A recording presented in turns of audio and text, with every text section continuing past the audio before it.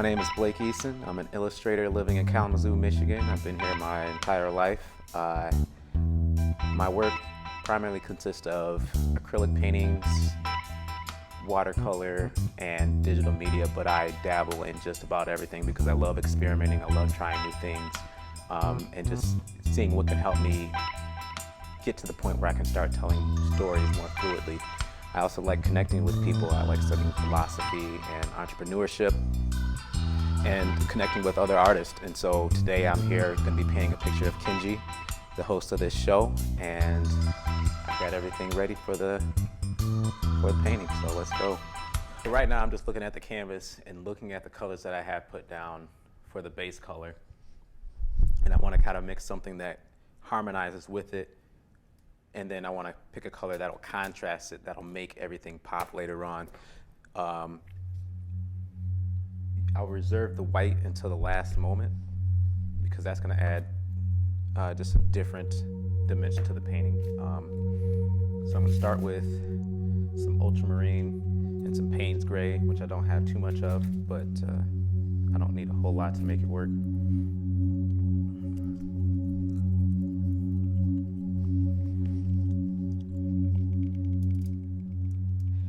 And there are a lot of artists who just kind of have their way of setting up their palette, and mine is just what I've kind of learned along the way because I'm self-taught. Let me put that on silent.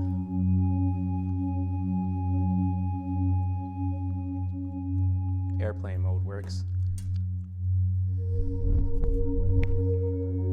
So I just kind of gush out colors from the tube of the, just the colors that I think I'll need. And if I need to add more, I'll add them. And if paint goes to waste, I try not to let that happen. I try to repurpose it for something else, but that's one of the things I need to improve, or I would like to improve, is economy.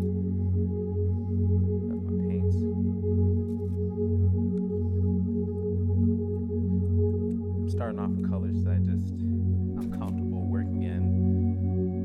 The ultramarine blue, the cerulean, and I have some dioxine purple.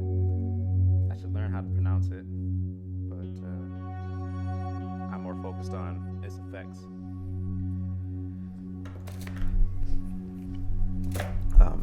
So the way I kind of work is kind of like sketch painting. And I'm going to work on mixing a dark color that can be used for laying in the foundation.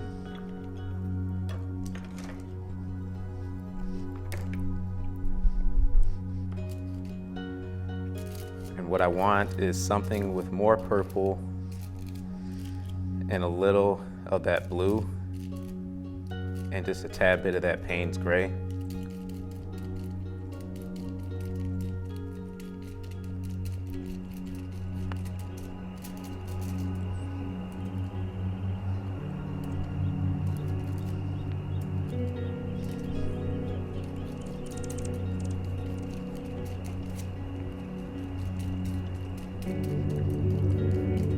This sometimes is some of the fun parts because I don't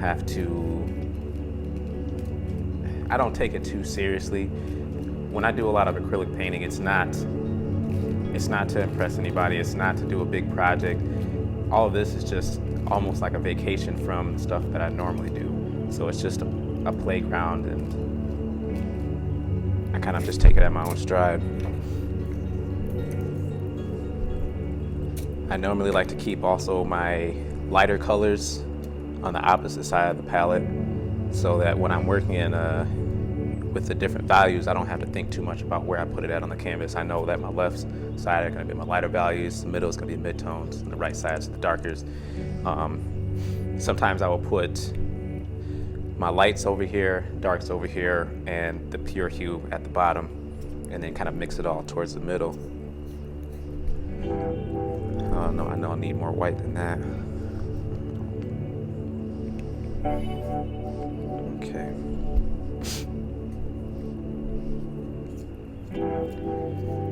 Normally mixing the paints takes about anywhere from like 10 to 15 minutes, depending on what I'm painting. Today I'm painting Kenji, the host of this show. I thought it would be fitting since I haven't painted in a while. Plus I like Kenji, so thought it'd be nice to do a little painting for him.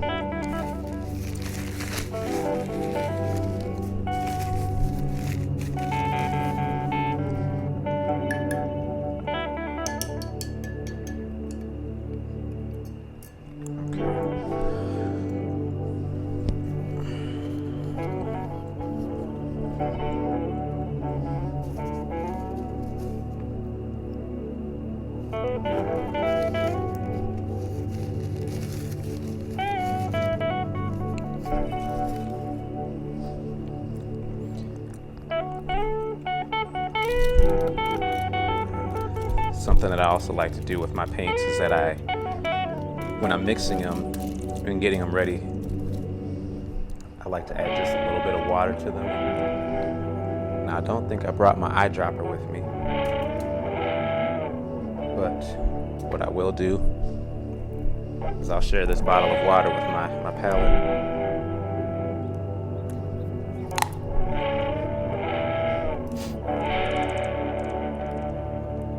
Like I like to get my paints to it's almost like a melted butter. It's almost like a creamy peanut butter. And it helps it flow on the canvas nicely. It almost feels like an oil that's gonna dry quickly.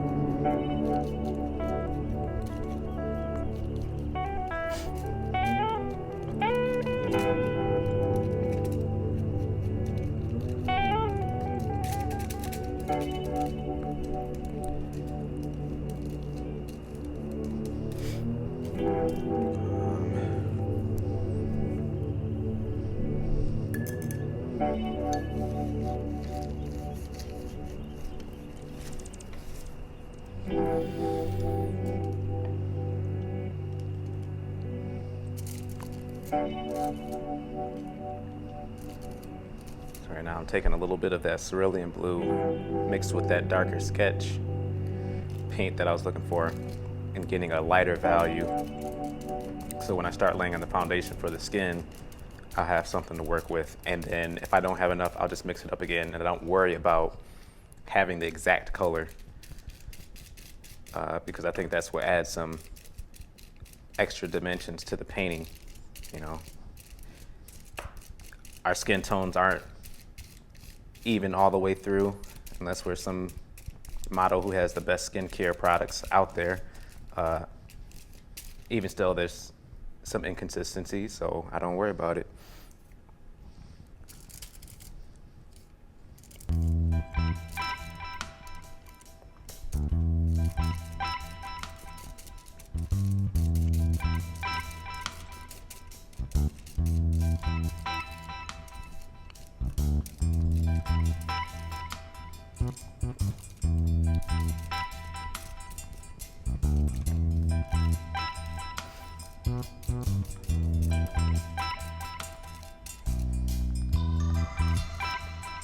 And since I didn't bring a towel with me to kind of wipe off my palette, I'm just gonna have fun mixing in some of these colors and just creating a nice harmony with it, you know. I'm using some of the similar colors anyway, outside of this red. And I have a little bit of a permanent rose that I might use as well. So it won't muddy the colors too much. And you know, when I say muddy the colors, I'm talking about mixing, you know, complementary colors, and that makes a gray or a brown. And that's, you know, when some people look at paintings, they wonder why it becomes desaturated and it's not bright and vivid. And that usually plays a big factor in that end result.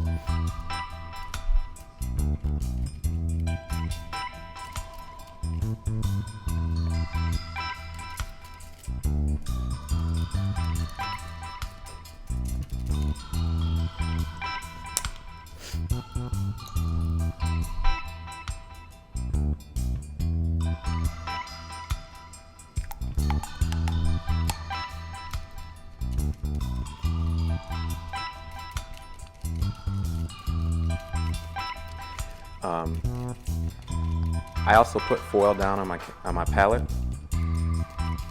just because it's something I've kind of come to like over the years.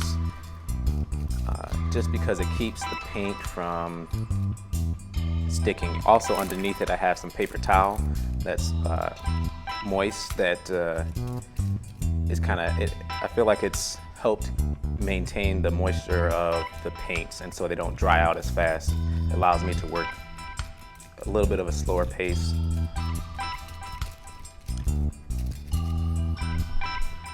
I think I might have a nice good start. As I go along, I'm gonna mix some more paints.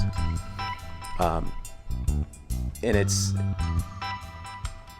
more or less just kind of rolling with the punches. I'm gonna lay down one color on the canvas, figure out what looks good, and then mix the paint that will complement that. So I'm gonna start right now laying in the foundation for the painting. But first, gonna do an intro and talk a bit about myself.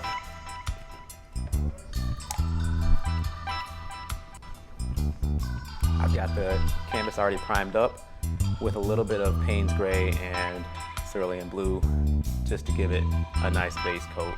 I've got my paints all pre-mixed here. And I'm gonna start off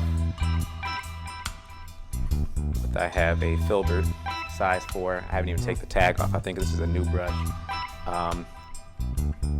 I try not to take the acrylic painting too seriously. It's like a vacation away from doing illustrative work. So I got a little paint on my brush, and I'm gonna be working from my phone for reference of the photo. And I like doing this because it keeps the image, the reference, small enough that I don't get bogged down with the details. I can just look at what's necessary to tell the story of the image. Now with Kenji, I'm looking at the structure of his face. I'm looking at a block, almost like a rectangle. So I'm gonna start with that and kind of block in the shape of how much I think the head and the shoulders are gonna take up on the canvas. So, and it's almost like connecting the dots. I'm just kind of measuring where things should go.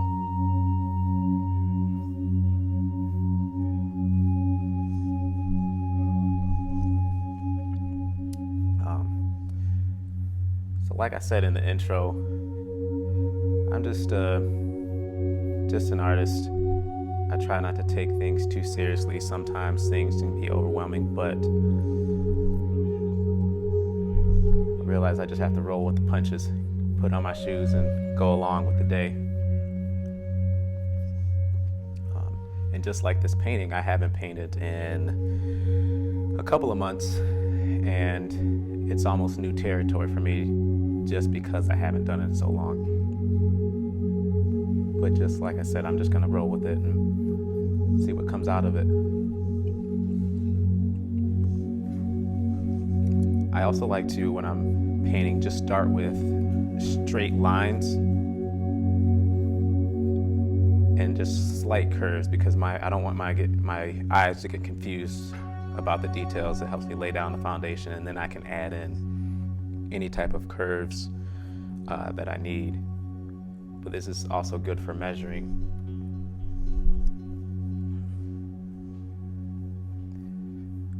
I like to stand away from the canvas for a little, at least for the first half of the painting. If I get too close, and I almost said zoom in because I'm so used to working digitally as well, that stepping away from it, it just helps me see the whole thing and understand the relations of different shapes and sizes of objects.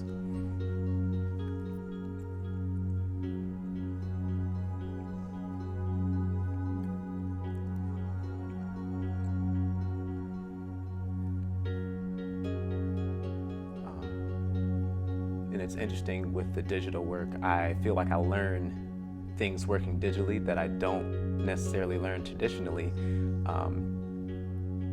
And a lot of it is with color, because I like that with digitally I can have access to the billions of colors out there, and I can play with them immediately. I don't have to worry about mixing I can just throw in different combinations and see what works. And when I go to work traditionally with whatever medium, it just kind of runs naturally that I can pick the colors that I think might work.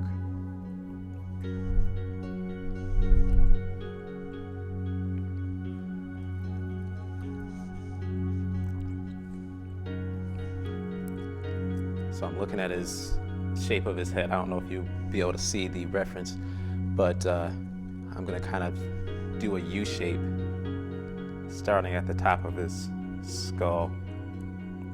And I'll make marks that kind of don't make sense in the beginning, but they won't matter because they're gonna be covered up with other paints. And these are just kind of, I guess, the structure, the foundation, the pillars of the house or the face, however you want to phrase it.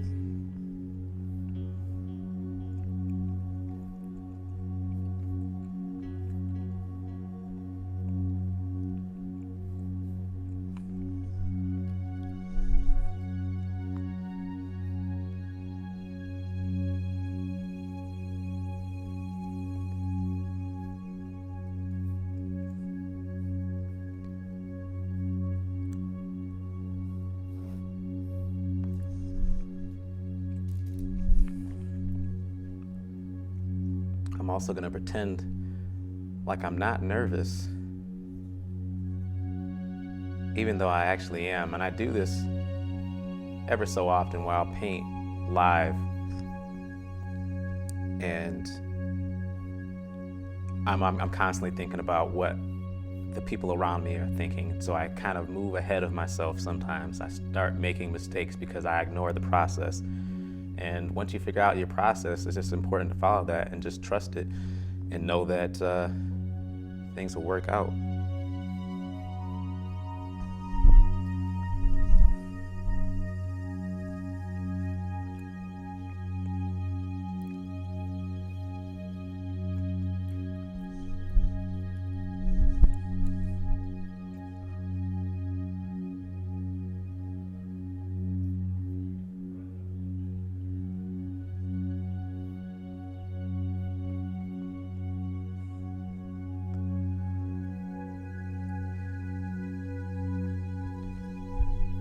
Speaking of trust the process, I'm looking at a few mistakes that I made. Not necessarily mistakes, they're just they're gonna add to the picture, you know. Somebody I admire myself is Bob Ross. Been watching him on Netflix, you know, watching some of those old episodes that I grew up watching as a kid. You know, the happy accidents, they're gonna teach you along the way. They're just kind of reminding you that, hey, just slow down and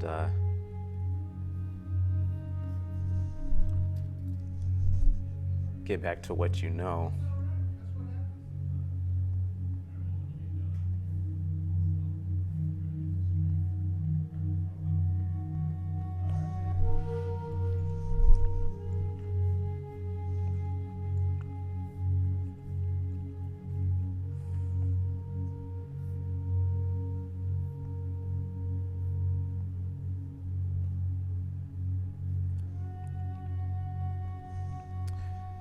I'm still kind of just measuring where things will go, and it's, as I mentioned before, it's kind of like sketching with a pencil, except I don't have an eraser. And so I try not to put too many lines down because I don't want to get confused later. But once this is laid in and everything's measured out, everything else just kind of falls into place.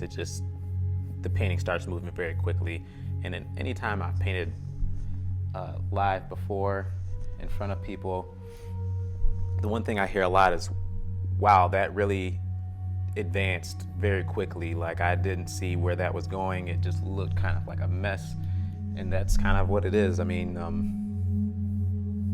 you know, I think about just all types of things that come into creation. You know, a lot of times they just start with a bit of chaos, a little bit of mess. And then you start using those limitations and figuring out what is starting to form. And then you put together the puzzle. You know, That's the way I look at it. It's just like a giant puzzle that I'm putting together in my limited canvas, or a limited palette, I should say.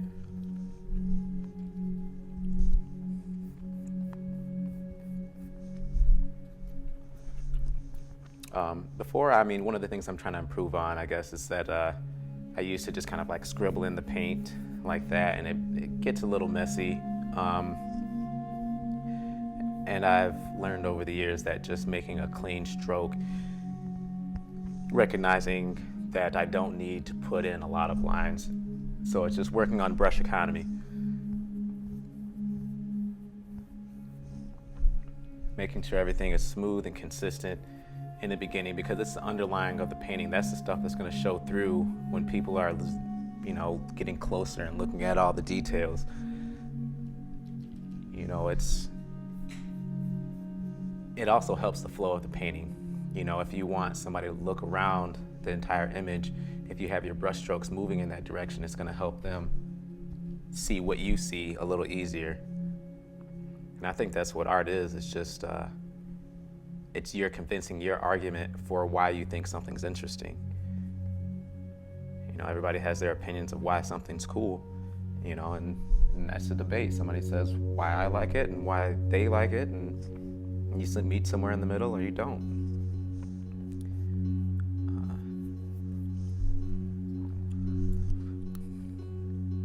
So because we don't have as much time as I sometimes use for a painting, sometimes I can go from, you know, 1 hour to 5 or 6 on a portrait. I'm just gonna kind of move quickly, but also not try not to ignore some of my process. I started painting back in 2010, so that's about 8 years ago, and I haven't done it consistently. So there's things I could have definitely improved on over the years, but like I said, it's this thing just kind of for me. I don't take it too seriously, but other people seem to enjoy it, so you know, I don't mind doing it for them if it brings them a little happiness. Or maybe they can learn something from it along the way and can help them achieve something greater. I'm not trying to hoard my information or minor success that I've had, which isn't very much.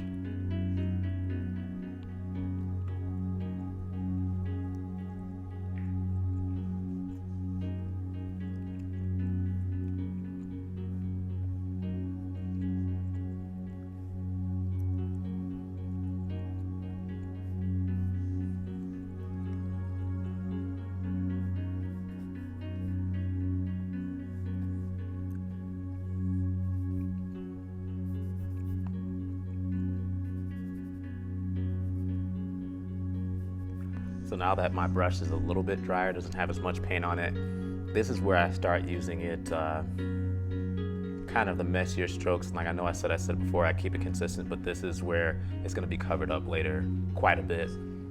So I kind of give in some value there to darken up where the shadows are gonna be placed at.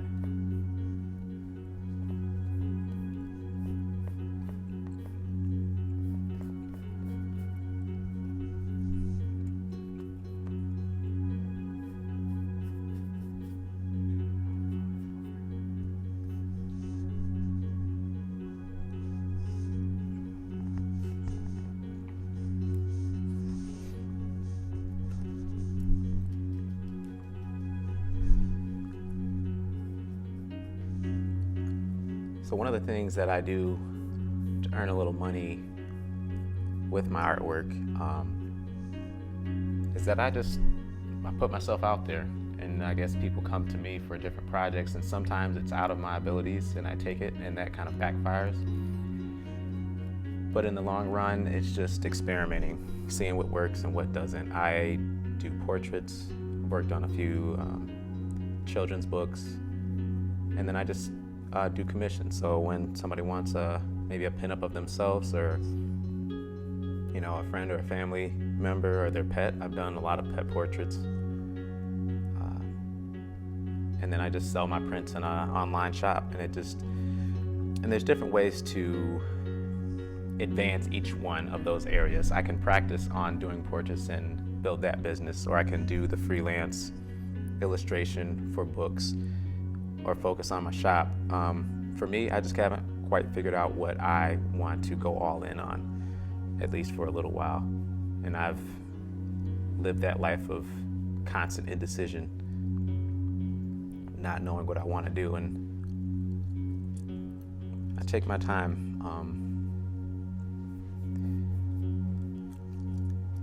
There's going to be other hurdles along the way, and I just kind of want to be prepared for them.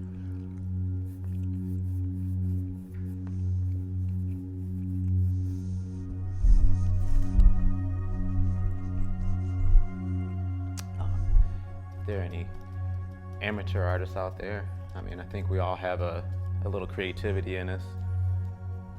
But if you're looking to get better, just do like I did. Especially if you don't have the money. There are a lot of resources online. You can go to YouTube. You can go to different forums that are still around, websites. There's Control Paint. There's Proco on YouTube. And they give a lot of the foundations that you need to start building up, working with either values or anatomy, colors. And then you just got to put in the hours of practice. It's like a muscle, learning how to cook, learning how to play a sport. You just learn the foundations of it, and at some point it becomes second nature. You don't even think about it, you're just going through the motions.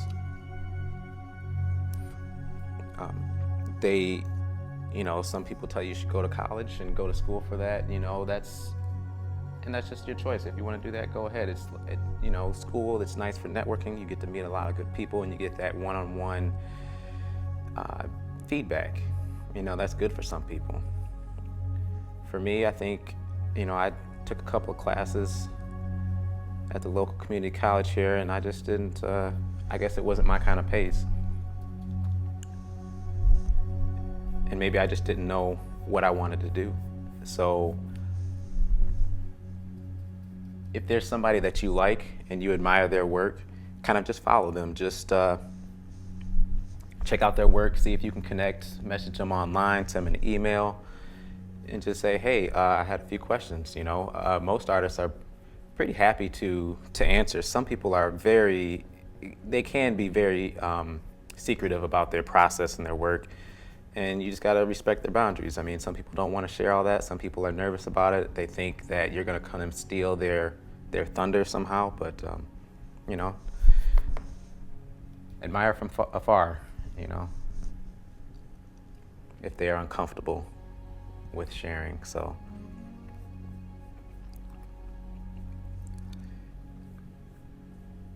there's a couple of books that I can't get enough of. Scott Robertson, How to Draw. It's great for people who want to learn perspective. And James Gurney has two books. One is Imaginative Realism, and another is Color and Light. Both are easily digestible. They are kind of set up in a magazine format, so each page has a little bit of information on a subject of either light, bounced light,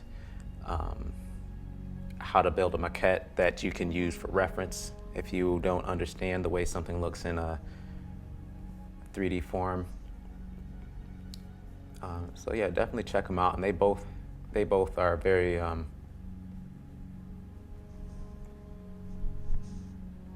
guess what's the word I'm looking for? They like to share. They like to share their information. I think that's good in this age, just to share information. The more you share, the more everybody grows, the more you benefit, because it's just gonna come back to you. So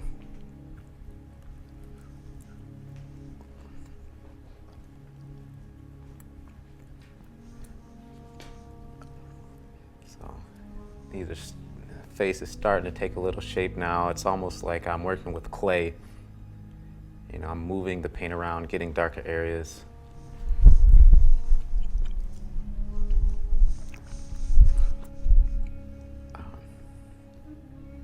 And for people who might be watching and not familiar with my work, if you want to find me online, you can go to blakenobi.com, BLAKEINOBI. And you can use that to find me on any social media platform: Instagram, Tumblr, Facebook, Twitter, or even Facebook. Just drop me a message. Sometimes I don't check my messages frequently, just because sometimes it, for whatever reason, it stresses me out. Sometimes there's just a lot of messages from every platform and it gets a little bit overwhelming.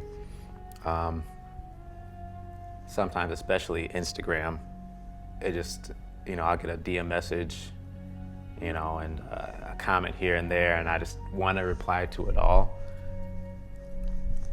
But I just gotta focus on my health. I don't want to, lose myself and maybe cut off my ear. I don't know why I referenced Picasso. I believe that's the artist who cut off his ear. I'm not too great with art history, just because there's so many artists out there in history. There's so many good ones. And I've kind of focused on the ones that have meant a lot to me, particularly J.C. Leyendecker. I like the way he makes shapes and uses the brush. Alphonse Mucha from the Art Nouveau era, and some more recent artists are Lois van Barle. I probably botched her last name, but she goes by Loish, Loish. She's a digital artist, and she does some fantastic work with color.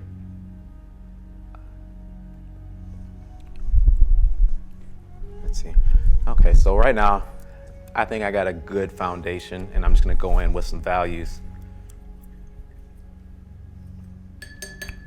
And I'm gonna work with the biggest brush that I have, because it's,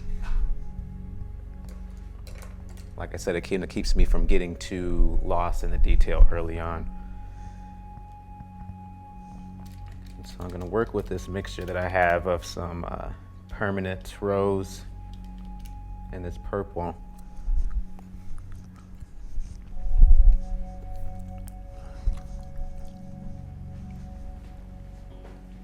Alrighty, so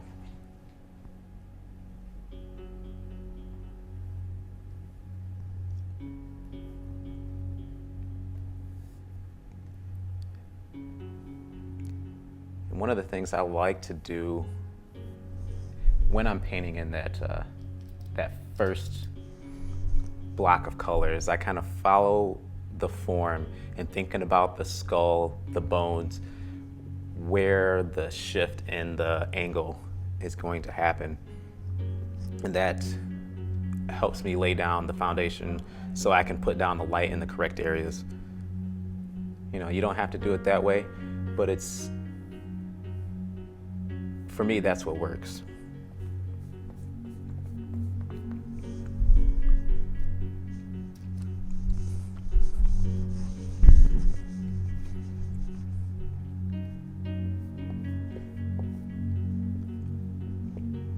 One of my favorite people to paint,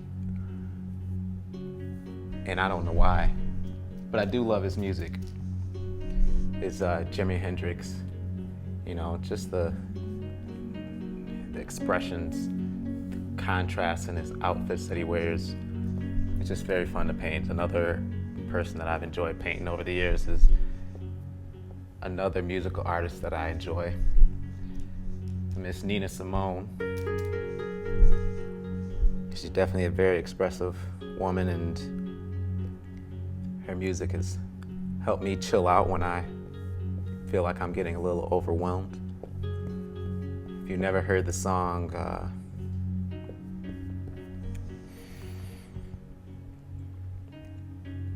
of course now when I'm on the spot thinking about her, I can't think of the song, but it'll come to me. one of the songs I do like with her about her of her is the Ain't Got No, I Got Life. And there's a particular version on YouTube that I can't find anywhere else where she's at a live concert, and it's just amazing. You know, you get a lot of energy and you feel good about yourself. You're ready to tackle the world as it's coming at you, because nothing can take away what you have on you, your person, you know. People can say things, they can do things, but you have control of you.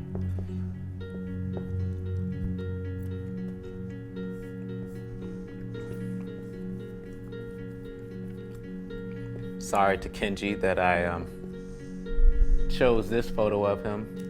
It's not one of his smiling ones, but I found it interesting just because of the contrast and the values there.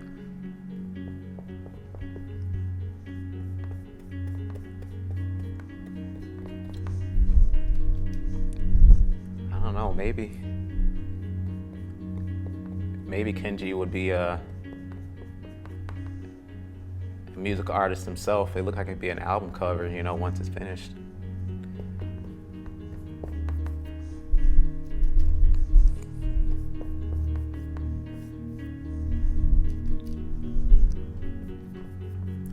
I remember when I was growing up and kind of learning about artists, and I've always drawn since I was a kid.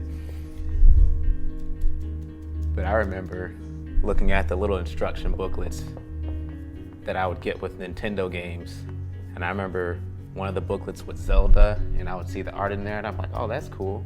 And then I would see one and, you know, other games, and I would go down to the train station where they'd have some comics, and I would see, you know, I remember Spider-Man. That was like the first book that I kind of latched onto, and that was my hero, and he still is my favorite superhero out there. I think it's just because he's relatable, you know. He's got the smarts. He's a bit lost in his own head a lot of the time, but he wants to do good.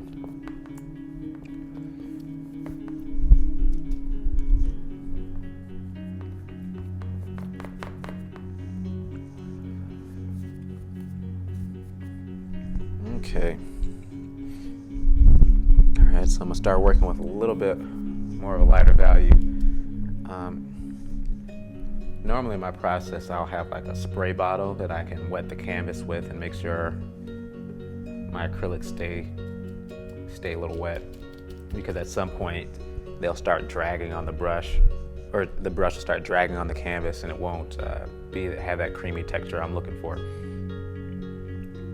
But I also got to remember to just clean off my brush every now and then.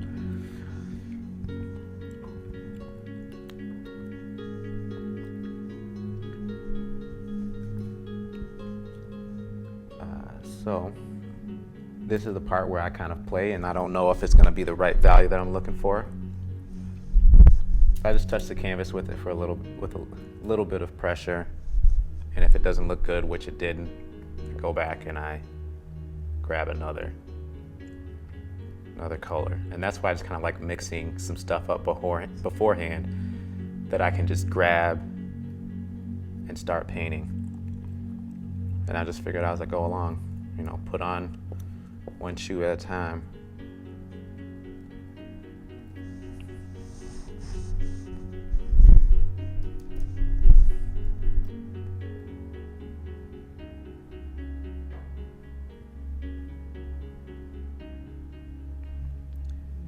You might see that I'm still working in straight lines because I figured that's the easiest way to block in the shape. And that's just the way I work. Some people like that rounded, curved look for the entire image. And I like to balance out my curves with the straights.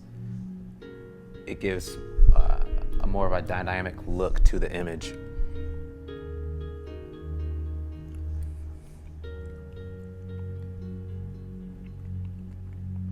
once I get these laid in, then I can start adding any type of curves that I think might be interesting for the painting.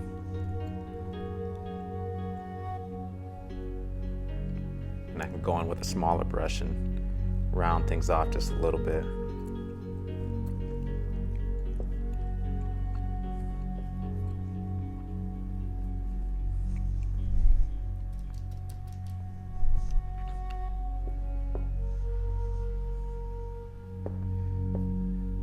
Sometimes I just like to tap the canvas with the paint because it gives me a foundation of, gives me a kind of a marker where I want to block in that area of light.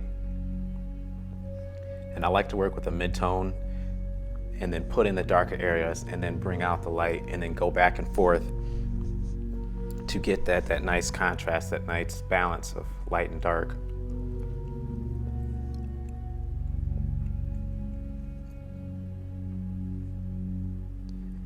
And this is actually a technique that I've kind of picked up from a few artists that they say pick the biggest brush and do as much of the painting as you can with that brush. Once you're there, everything else is just details because you have the image there. You know, you just, however much detail you want to put into it is up to you.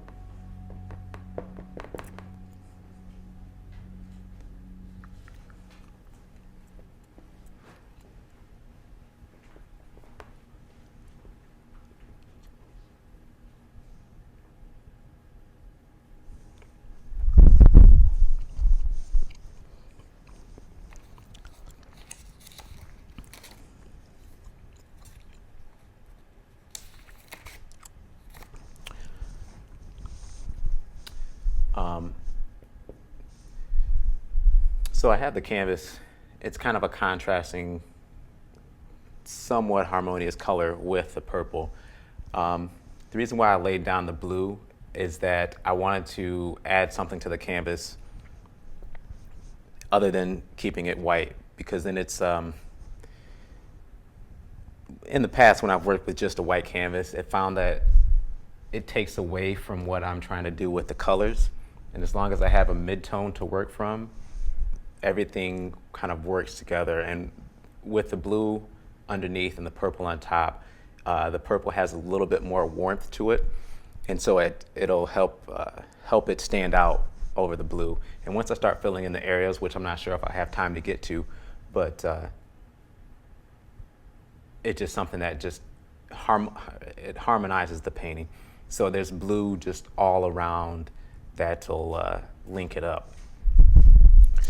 And got a little note that this is pretty effing awesome.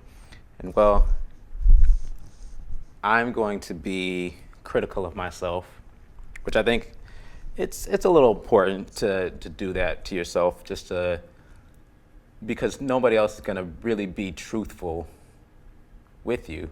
You know, like you might find your artist friends that they're going to tell you what they like and what they don't like, and they don't know what direction you want to move in. And I think that might be part of the communication. You know, you just got to let people know where you're trying to move towards, and they might be able to add the advice that you're looking for. But appreciate the compliment either way.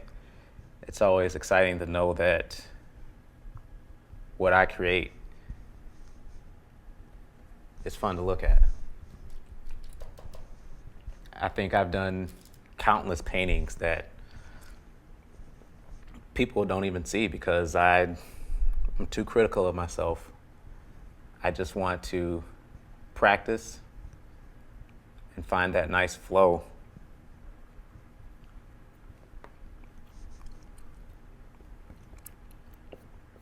and this is something I haven't done in a while, but every now and then I just like to grab another color and just start painting with it. Like if I was using the previous color, just because it adds some extra energy to the painting. And I don't try to do too much, but just a little bit in areas of, I guess, interest. Because that contrast of color, the hue, would just kind of lead the eye around a little bit.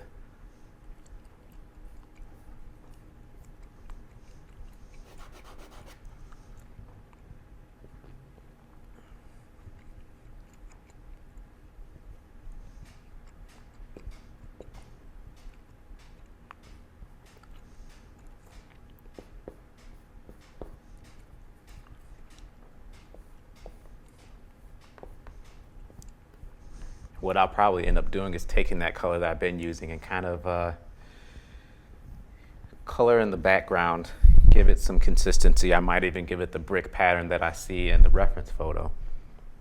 And I got a bunch of pinks mixed over here, some colors that I honestly might even not even use, but they're nice to have there on hand just in case, because sometimes mixing the paints takes me out of that flow state. And I like to stay in there as long as possible. And as far as long as, just to get a lot of work done with the painting, so that if I do have to come back to it, there's that foundation that kind of set up.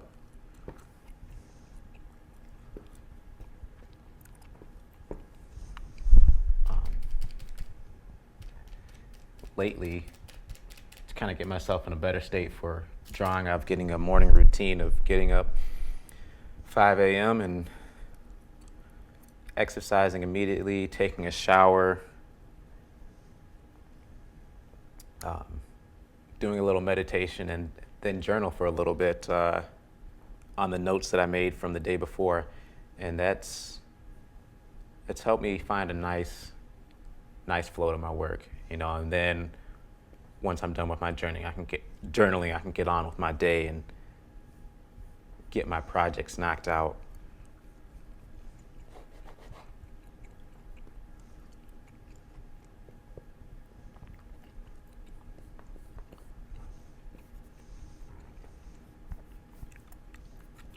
Right now, I'm just kind of dancing around the painting with this cerulean blue, just because I like the look of it. Like, it's almost more of the pure color on top of these other mixed colors where they're kind of becoming desaturated, and this just makes it pop a little bit. Sometimes I just rub it out with my thumb, or just because I don't want that hard line or bold color.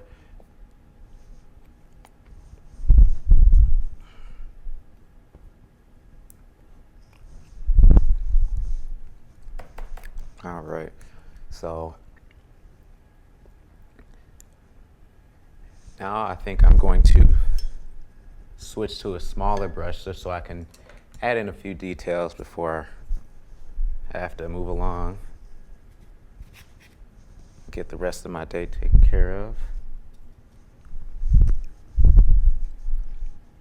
So now as I'm looking at the painting and looking at my reference, seeing the kind of chaos that I put down, now I want to start adding some structure to it. Looking at the shapes within the image of the light and the shadow, and I think of them as their own individual shapes. Around the eye, there's this kind of rectangle. It's a rough rectangle, but it's kind of chiseled out with other shapes around it, like where the nose is at. I want to make sure the nose pops out a little bit, so I'm going to add a hard line there around the mustache.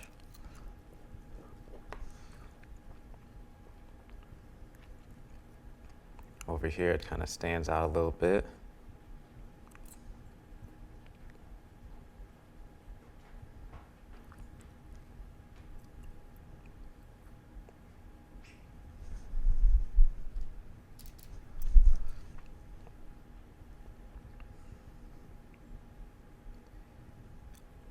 And if you've seen any of my other paintings, you notice that there's a little bit of a difference in the way that I paint sometimes. Sometimes I like to be a little more messy. Sometimes it's a little more controlled.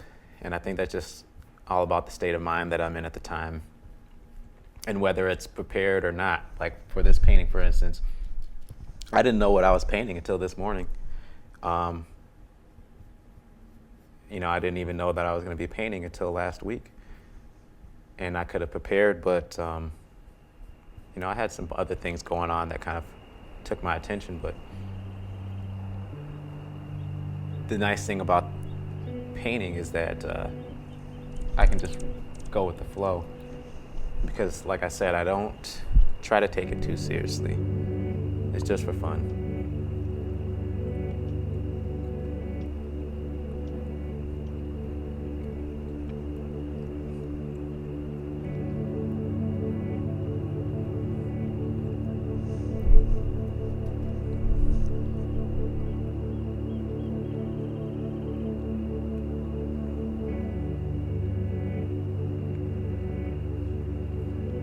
Sometimes I almost wish there was a digital canvas that I could just paint on, like my Cintiq or, iPad or something, but something's missing with a lot of that technology that just isn't able to be captured. When I feel the bristles touch the board, it's very different than the stylus that I'm given to work digitally. I can feel all the subtle pressure changes that I do that aren't recognized on the computer. And my process for working digitally is that I like to actually start traditionally doing my sketch on paper, scanning it in, and then doing the color. Sometimes I will work just all completely digitally, and sometimes it works out, but to get a consistent look, I have to work with pencil and paper first.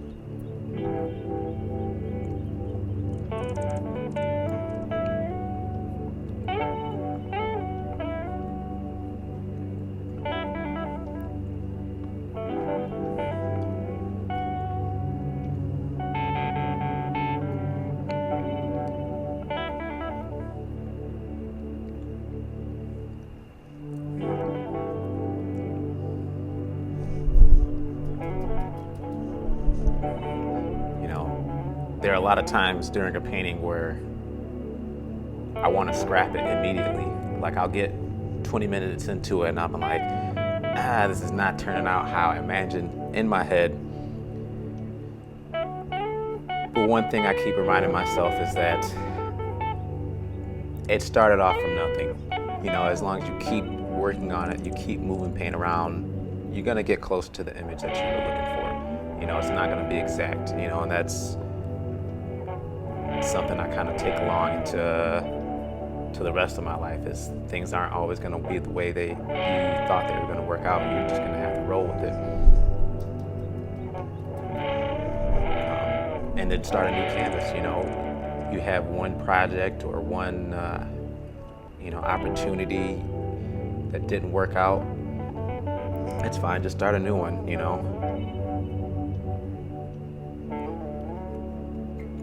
There are things that are in your control and things that aren't.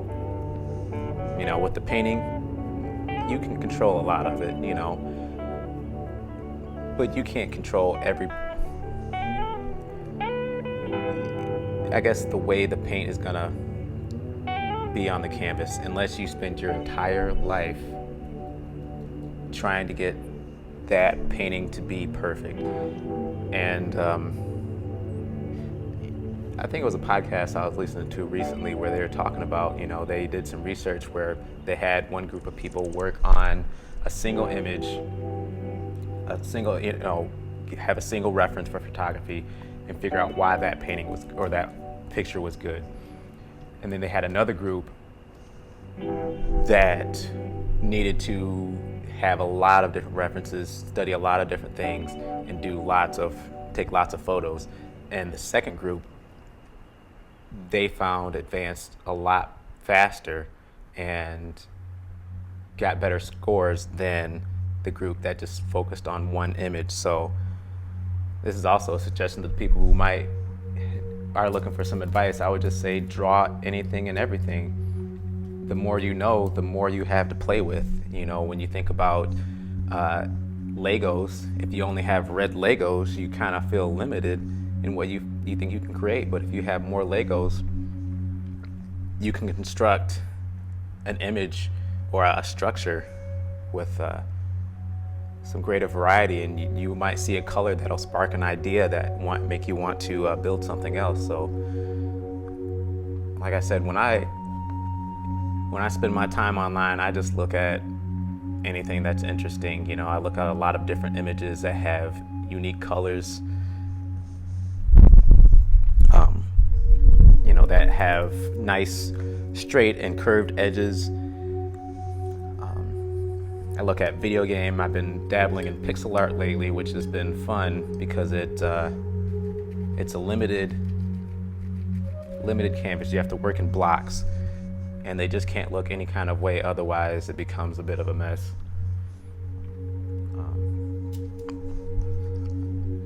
Alrighty, so now I'm kind of just taking a moment to absorb the painting, see what's going on. And we are also kind of running low on time. So I'm gonna block in the eyes, give them some more light, and then maybe do something with the background. So move along to an even smaller brush.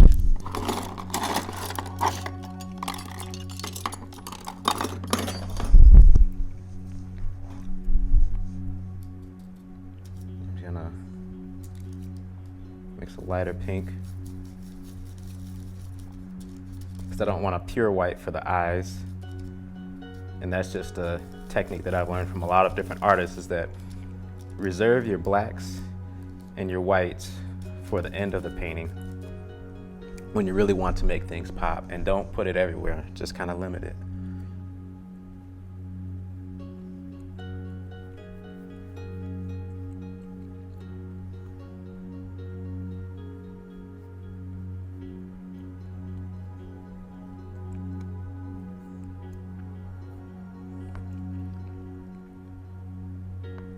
I've done a few paintings at Art Hop around town, and you know, during the course of the night, you know, I have maybe 3 hours, 4 hours, and when that final hour comes in, and that final 30 minutes, and I'm thinking, this painting isn't where I want it to be, but now this is the part where I just get to have fun. I'm just gonna start adding things that I think will make the image interesting for where it's at the moment. So I'm gonna start adding a little bit more highlights. And like I said, once all this is laid in, you can spend the next day or week fine-tuning the details, making things smoother.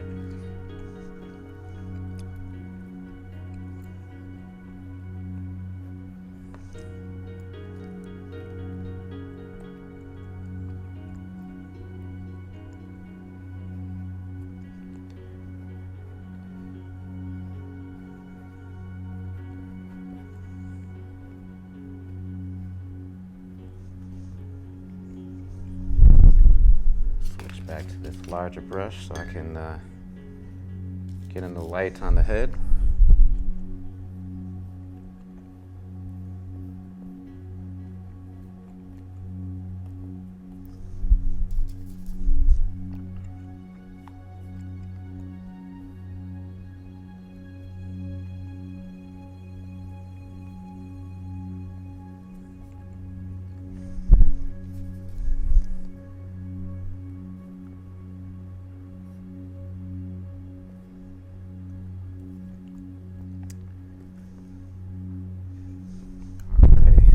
Now I'm going to do something with the background with that blue that I was using earlier.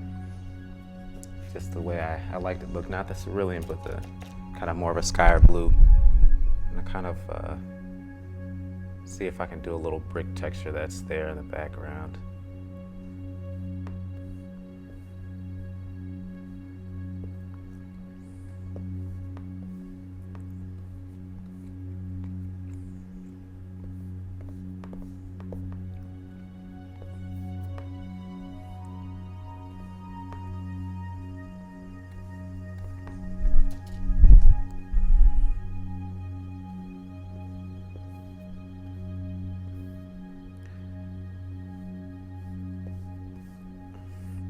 sometimes I might purposefully try to make a mistake just because it'll force me to figure out a solution.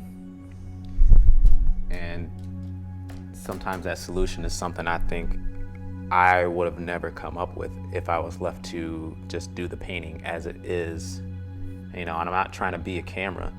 I'm trying to give people my perspective on how I'm seeing the image. The things that I find interesting, the things that I wish were in the image. So, that's where you just kind of have to decide. Where do you want to be? A person who can imitate what's in front of them, or can you translate it to your own language and then share that? So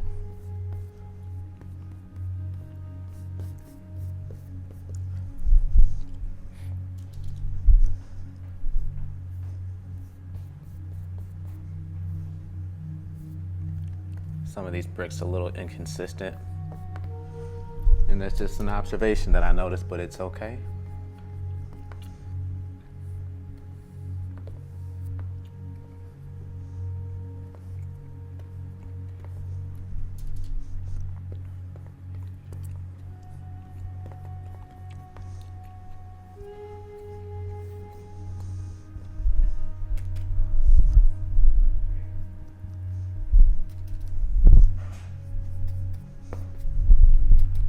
Alrighty.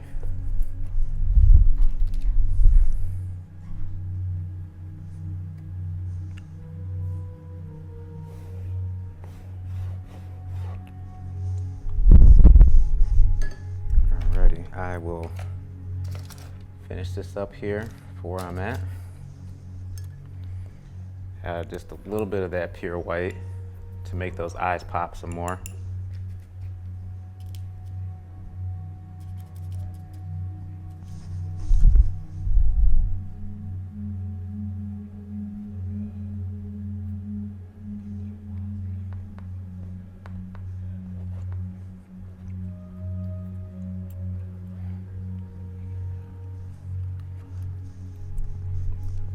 And I will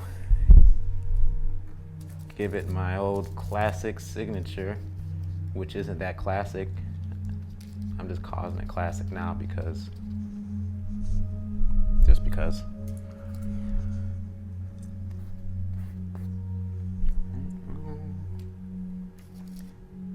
One of the things I've never figured out as an artist is how I want to sign my name.